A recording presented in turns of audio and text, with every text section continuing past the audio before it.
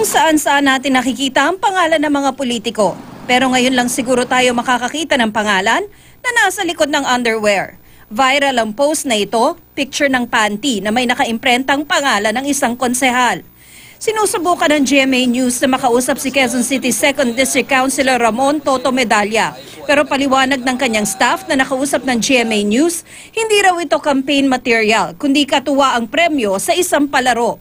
Pero dahil papalapit na ang eleksyon, kinuna namin ang pahayag ang COMELEC. As far as the law is concerned, there doesn't seem to be any basic, any sort of fundamental reason for making it more unacceptable than, say, a printed t-shirt. Pwede naman, no? Pero paalala ng COMELEC, hindi porke viral, maganda lagi ang resulta. I think it's a double-edged sword because mapag-uusapan ka, pero anong uri ng pag-uusap ang ikakabit sa pangalan mo? Magsisimula na ang election period sa linggo, January 13, kaya simula na rin ang gun ban. It's not just a ban on guns.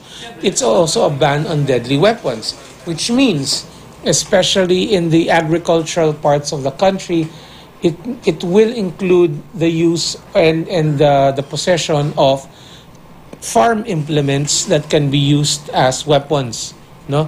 Particularly sickles, bolos, etc.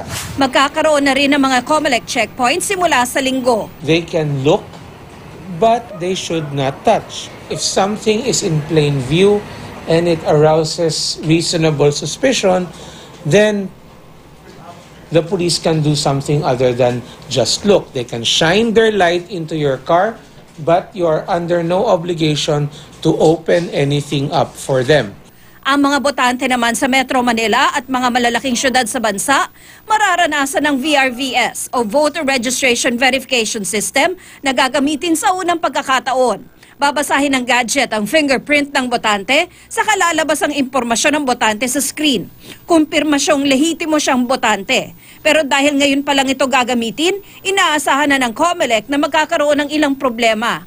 Kahit di lumabas sa screen, pwede pa rin makaboto kung nasa EDCVL siya o Election Day Computerized Voters List. Tina Panganiban Perez, Nakatutok, 24 Oras.